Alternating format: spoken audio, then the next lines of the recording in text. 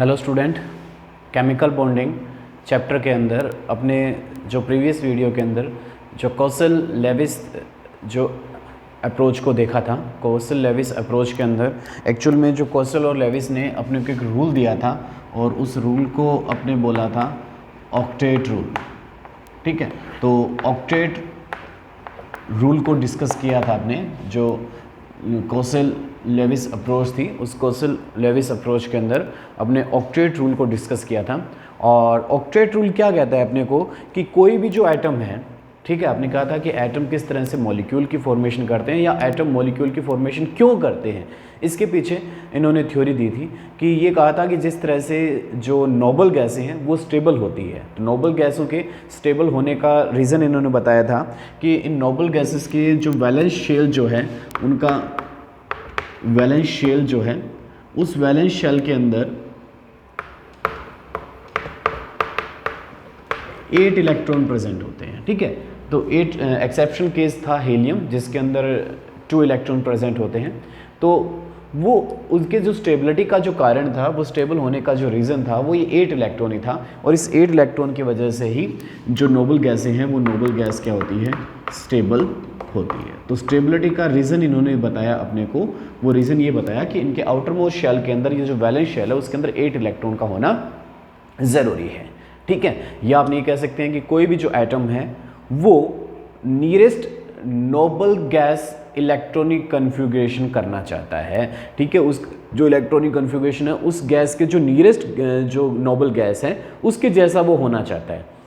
और nearest noble gas के लिए अपने कल वैलेंसी को फाइंड किया था। किस तरह से वैलेंसी को फाइंड करते हैं, तो नियरेस्ट कौन सी रहती है उसके लिए अपने देखा था कि अगर वैलेंस शेल में 4 तक अगर इलेक्ट्रॉन है तो 1 2 3 4 उसकी वैलेंसी होगी, और 4 से ज़्यादा अगर वैलेंस शेल में अगर इलेक्ट्रॉन है तो इसको अपने 8 में से माइनस करके उसकी वैलेंसी को क्या कर लिया जाता है, फाइंड कर लिया जाता है। तो लेविस कौशल के अकॉर्डिंग जो मोड्स ऑफ केमिकल बॉन्डिंग या टाइप्स ऑफ केमिकल बॉन्डिंग की अगर अपने बात करें तो इनके अकॉर्डिंग अगर अपने देखा जाए तो टाइप्स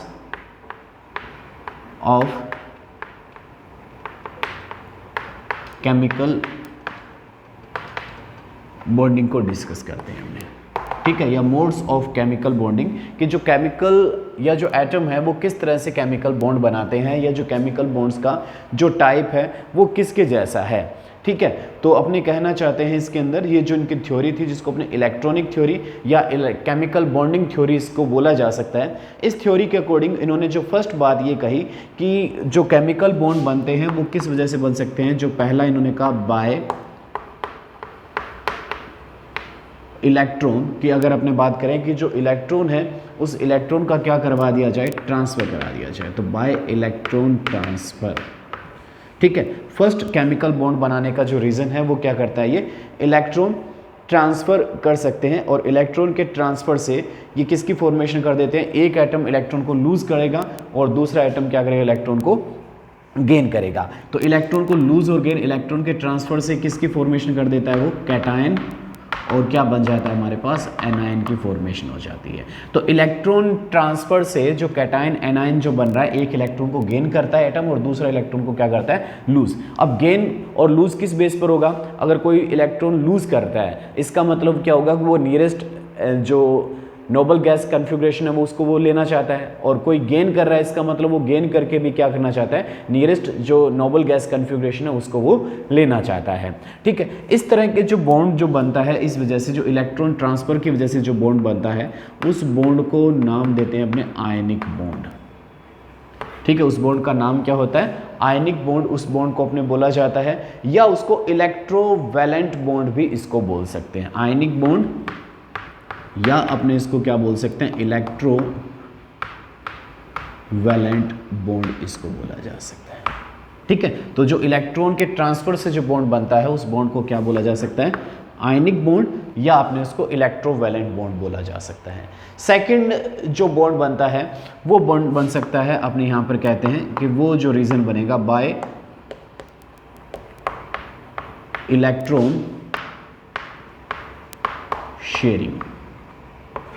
इलेक्ट्रॉन की शेयरिंग करेंगे, इलेक्ट्रॉन को लूज और गेन नहीं करेंगे, यहां पर इलेक्ट्रॉन को क्या किया जाएगा, शेयर किया जाएगा। शेयर करने से जो बॉन्ड बनता है, ठीक है, वो जो बॉन्ड होगा उसको अपने बोला जाता है कोवैलेंट बॉन्ड। ठीक है, तो यहाँ पर कैटायन एनायन नहीं बनेंगे, इस टाइप से जो बॉन्ड बनता है उसको बोला जाता है यहाँ पर कोवैलेंट बॉन्ड। तो इलेक्ट्रॉन के शेयरिंग से जो बॉन्ड बनता है उसको इन्होंने नाम क्या दिया, कोवैलेंट बॉन्ड। और दूसरा जो इलेक्ट्रॉन के शेयरिंग से जो बन सकता है उस बॉन्ड को बोला जा सकता है कोऑर्डिनेशन बॉन्ड। ठीक है, तो इसका मतलब इलेक्ट्रॉन की शेयरिंग से जो बॉन्ड बन रहे हैं वो दो टाइप के बॉन्ड बन रहे हैं, कोवैलेंट बॉन्ड बन सकता है या दूसरा जो बॉन्ड है जो कौन सा है, कोऑर्डिनेशन बॉन्ड बन सकता है। कोवैलेंट बॉन्ड कब बनता है इसकी अगर अपने बात करें तो अगर जो दो एटम जिसके बीच में बॉन्ड बन रहा है वो अगर इक्वल शेयरिंग करते हैं इलेक्ट्रॉन की। ठीक है, अगर शेयरिंग कैसी हो, इक्वल शेयरिंग हो, डिटेल में करेंगे अभी इनको। अगर इक्वल शेयरिंग होती है तो बॉन्ड कौन सा बनता है, कोवैलेंट बॉन्ड बनता है। लेकिन अगर जो शेयरिंग है इलेक्ट्रॉन्स की वो इलेक्ट्रॉन की शेयरिंग इक्वल नहीं होती है, ठीक है, अनइक्वल शेयरिंग होती है। ठीक है, सेकंड जो कोऑर्डिनेशन बॉन्ड बनता है वो कहता है कि यहाँ पर अगर अनइक्वल शेयरिंग अगर हो रही है तो अनइक्वल शेयरिंग से जो बॉन्ड बनता है according to Lewis Kossel concept वो कौन सा बनता है, कोऑर्डिनेशन बॉन्ड बनता है। दैट मीन्स यहाँ पर अनइक्वल शेयरिंग का मतलब क्या हो गया कि जो एक एटम होगा वो क्या होगा, डोनर होगा, और दूसरा जो एटम होगा वो क्या होगा, एक्सेप्टर होगा।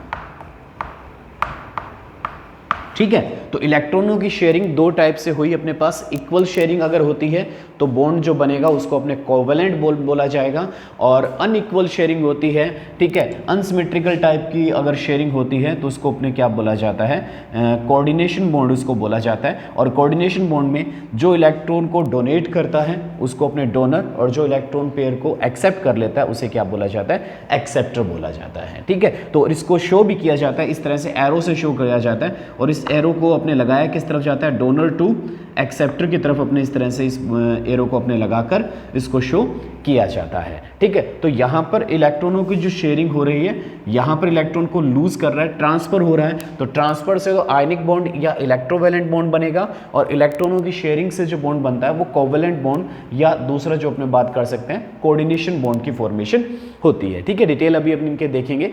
इसके अलावा कुछ और बॉन्ड्स भी अपने देखे जा सकते हैं जो बॉन्ड है हमारे पास, इनके अलावा जो ट्रांसफर और इसके अलावा जो अपने पास जो बॉन्ड बनते हैं उन बॉन्ड के जो नाम है मेटालिक बॉन्ड। इसके अलावा जो बॉन्ड बनते हैं उनको भी अपने डिस्कस करेंगे। तो मेटालिक बॉन्ड, इसके अलावा हाइड्रोजन बॉन्ड। ठीक है, तो मेटालिक बॉन्ड, हाइड्रोजन बॉन्ड या अपने पास होता है वान डर वाल्स बॉन्ड।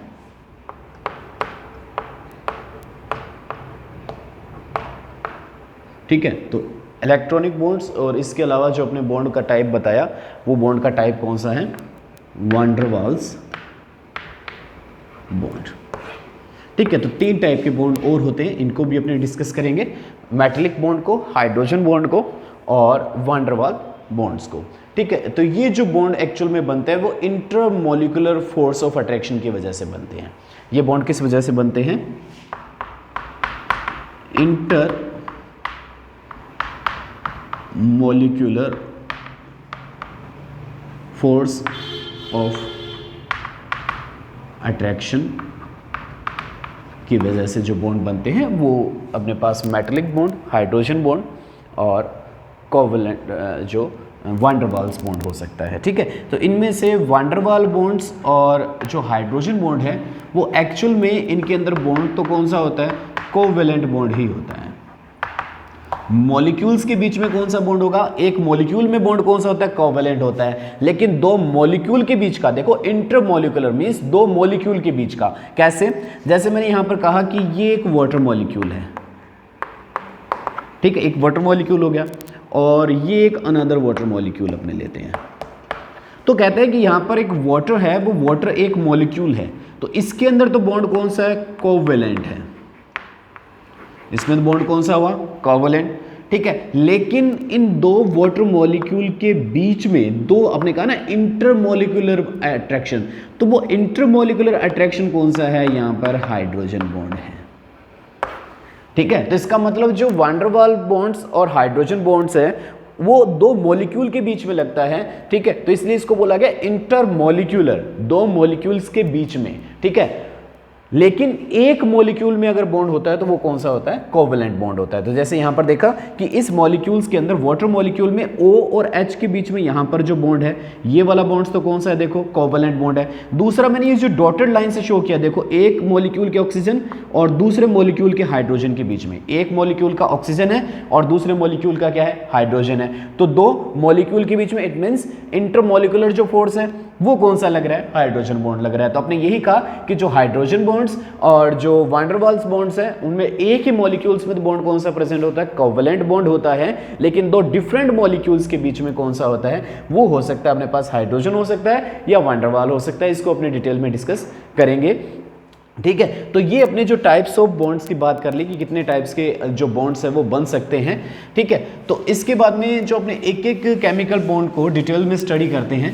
सबसे पहले अगर केमिकल बॉन्ड को अगर लिया जाता है तो जब से फर्स्ट जो केमिकल बॉन्ड हमारा आता है वो है आयोनिक, या अपने इसको इलेक्ट्रोवैलेंट बॉन्ड इसको नाम दिया था, ठीक है। तो फर्स्ट बॉन्ड कौन सा है हमारा, आयोनिक और इलेक्ट्रोवैलेंट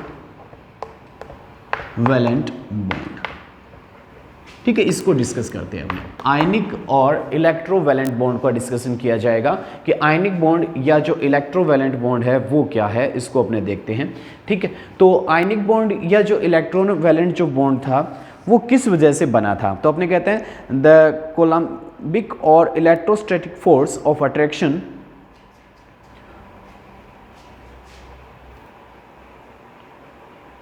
तो यहाँ अपने जो डेफिनेशन दी है वो क्या है आयनिक बॉन्ड की, तो अपने कहा द कोलम्बिक और electrostatic force of attraction which holds two oppositely charged ion together, ठीक है। तो ये जो फोर्स ऑफ अट्रैक्शन है, आयनिक फोर्स होता है, उसको अपने क्या बोला जाता है, कोलम्बिक और इलेक्ट्रोस्टैटिक फोर्स बोला जाता है। तो द कोलम्बिक और electrostatic force of attraction which holds two oppositely charged ions together, ठीक है। कैसे, आपने बात करें कि जैसे Na पॉजिटिव और Cl नेगेटिव, ठीक है। तो Na पॉजिटिव और Cl नेगेटिव दो अपोजिट चार्ज एटम है, एक पर पॉजिटिव चार्ज है एक पर नेगेटिव चार्ज है। मींस एक क्या है हमारे पास, पॉजिटिव चार्ज वाले को अपने कैटायन बोलते हैं और नेगेटिव चार्ज वाले को अपने क्या नाम दिया जाता है, एनायन नाम दिया जाता है। तो दो अपोजिटली चार्ज जो एटम है उनके बीच में एक फोर्स ऑफ अट्रैक्शन है जो एक दूसरे को क्या कर रहा है, होल्ड्स कर रहा है, एक दूसरे को बांधे रख रहा है।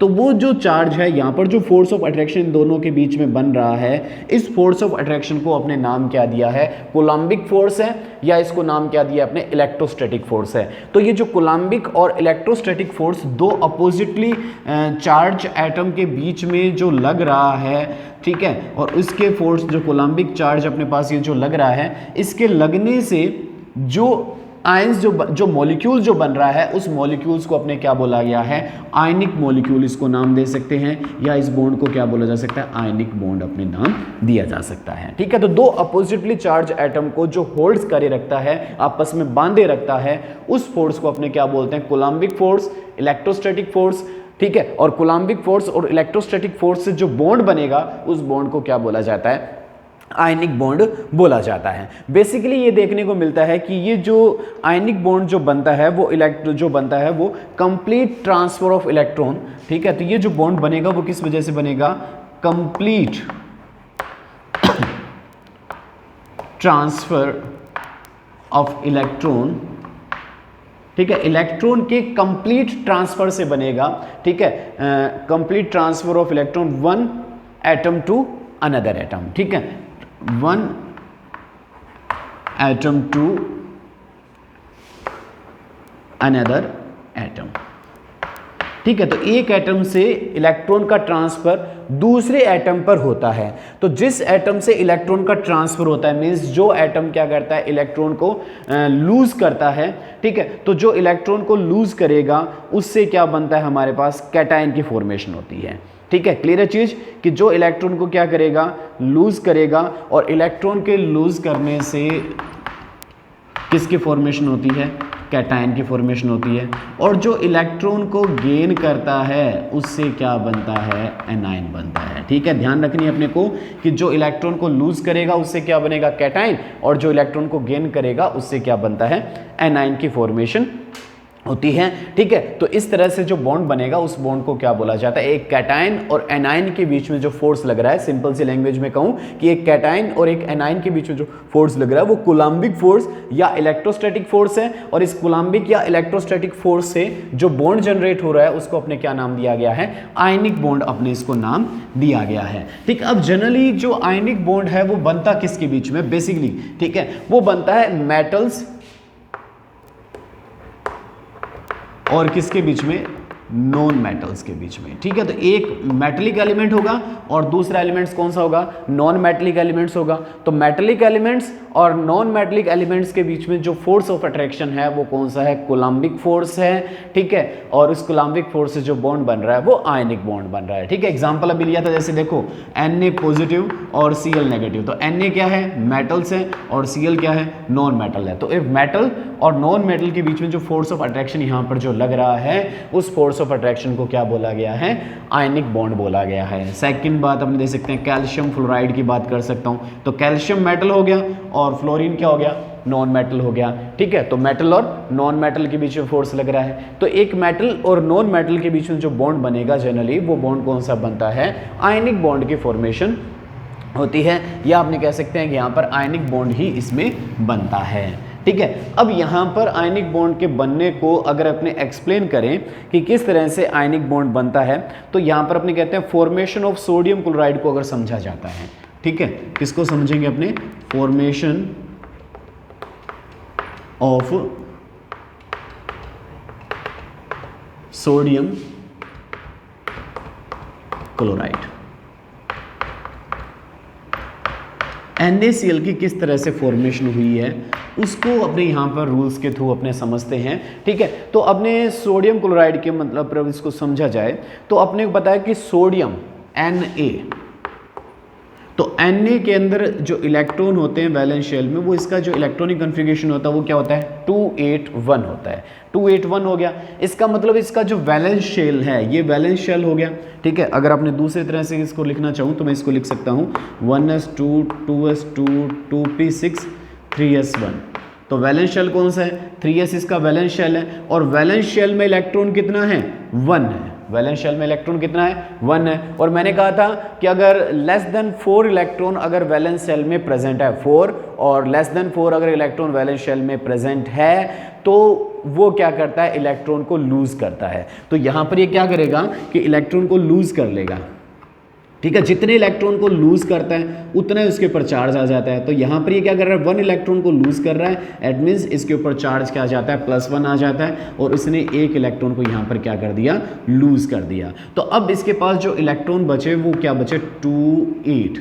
ठीक है, या इसको लिख सकते हैं 1s2 2s2 2p6। तो आपने कहा कि ये इलेक्ट्रॉन को लूज और गेन करके जो नियरेस्ट नोबल गैस है उसका इलेक्ट्रॉनिक कन्फिगरेशन ले लेता है।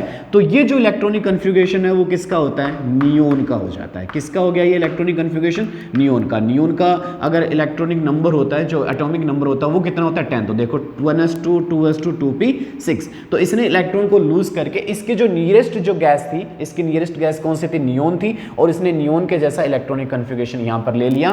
मीन्स इसने अपने वैलेंस शेल के ऑक्टेट को इसने क्या कर लिया, कंप्लीट कर लिया। तो ये अपने इलेक्ट्रॉन को यहां पर लूज करके अपने ऑक्टेट को क्या कर रहा है, कंप्लीट कर रहा है। इसी तरह से देखो इसके साथ सेकंड एलिमेंट्स कौन सा है, Cl।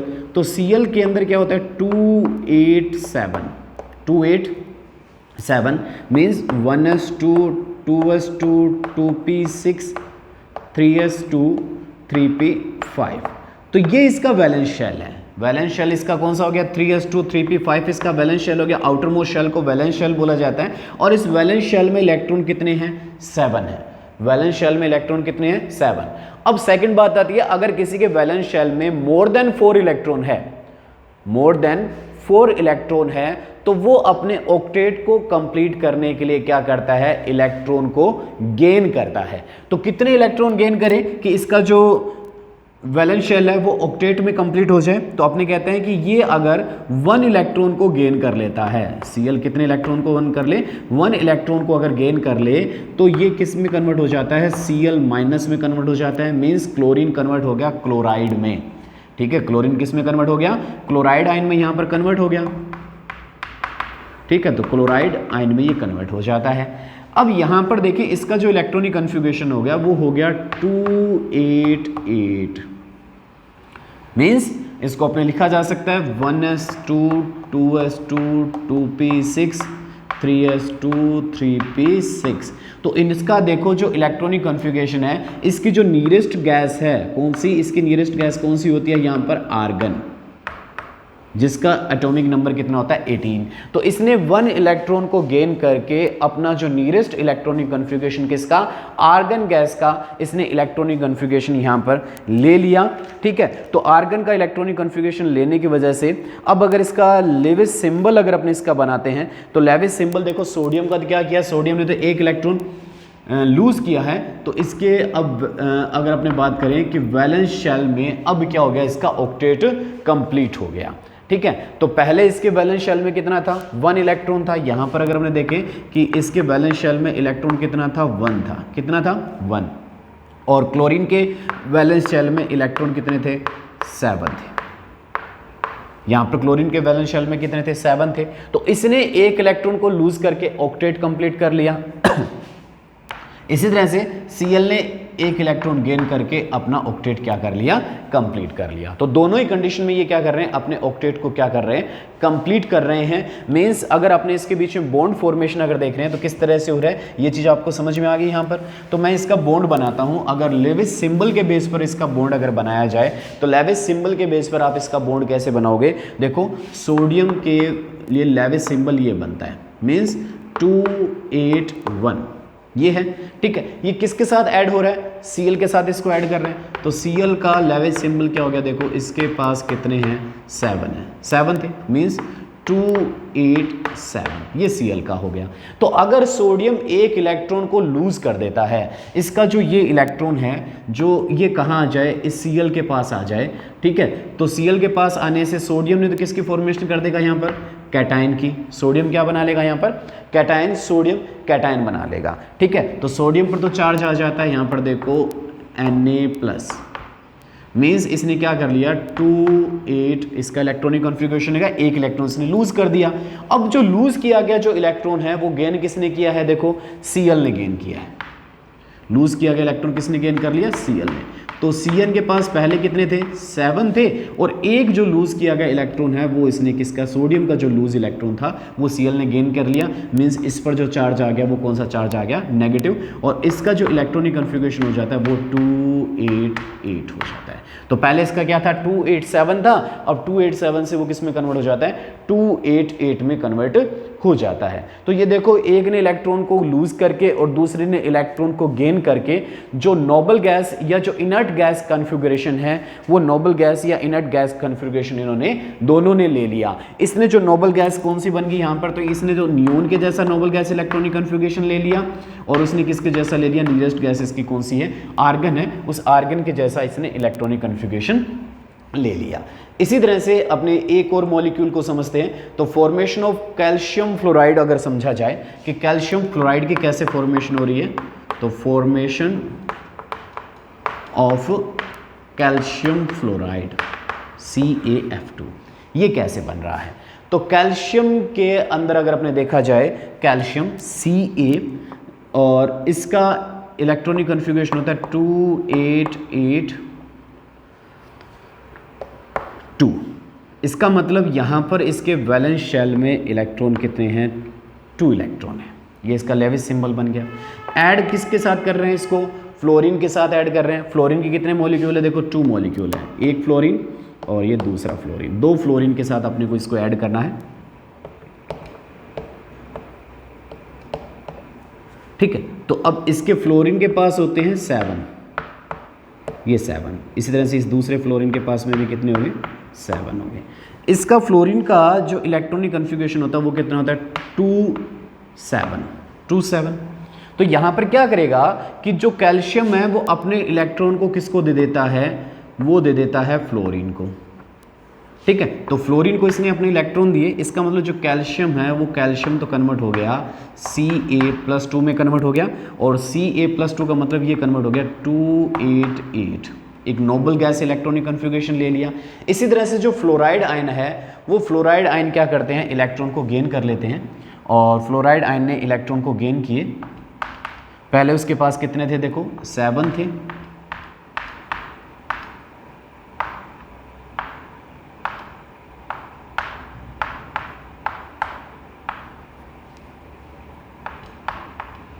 अब एक एक इलेक्ट्रॉन जो कैल्शियम देता है वो इन्होंने गेन कर लिया, इसका इस पर -1 और इस पर भी चार्ज किया गया -1। तो यहाँ कैटायन और एनायन के बीच में जो फोर्स ऑफ अट्रैक्शन है वो कौन सा है, कोलम्बिक फोर्स है, और इस वजह से यहाँ पर फ्लोराइड का जो इलेक्ट्रॉनिक कन्फिगरेशन हो जाता है वो 2,8 हो जाता है ईच फ्लोरीन एटम का। तो यहाँ पर कैल्शियम तो नियरेस्ट गैस किसका, आर्गन के जैसा इलेक्ट्रॉनिक कन्फिगरेशन ले लेता है, और जो फ्लोराइड आयन है वो नियरेस्ट गैस नियोन के जैसा इलेक्ट्रॉनिक कन्फिगरेशन ले लेता है। ठीक है, तो ये लुईस कैसल कंसेप्ट के अकॉर्डिंग जो ऑक्टेट जो थ्योरी थी उसकी, ऑक्टेट थ्योरी के अकॉर्डिंग किस तरह से आयनिक बॉन्ड बनता है, इलेक्ट्रॉन के कंप्लीट ट्रांसफर से बन रहा है, और इलेक्ट्रॉन का कंप्लीट ट्रांसफर कैसे करेंगे, कितने इलेक्ट्रॉन का ट्रांसफर करते हैं वो, इसके लिए इन्होंने बताया कि वो उतने इलेक्ट्रॉन का ट्रांसफर करते हैं जिससे वो अपने नियरेस्ट जो इनर्ट गैस है या जो नियरेस्ट नोबल गैस है उसके जैसा वो इलेक्ट्रॉनिक कन्फिगरेशन उनका हो जाए, उतने इलेक्ट्रॉन को वो ट्रांसफर करते हैं, उतने इलेक्ट्रॉन को वो लूज या गेन करते हैं वो। ठीक है, तो ये चीज अपने पास आयनिक बॉन्ड के बारे में बात की कि आयनिक बॉन्ड किस तरह से बन रहा है। नेक्स्ट जो अपने जो टॉपिक होगा वो टॉपिक होगा factor influencing ionic bond formation, कि आयनिक बॉन्ड फॉर्मेशन के अंदर कौन कौन से जो फैक्टर हैं इसके ऊपर इफेक्ट डालते हैं, उसके ऊपर अपने यहाँ पर जो डिटेल में स्टडी करेंगे। ठीक है, तो अगर अपने को कोई तरह की अगर प्रॉब्लम है आयनिक बॉन्ड के अंदर अगर आपने, तो अपने से कमेंट बॉक्स में आप डिस्कस कर सकते हैं। Thank you.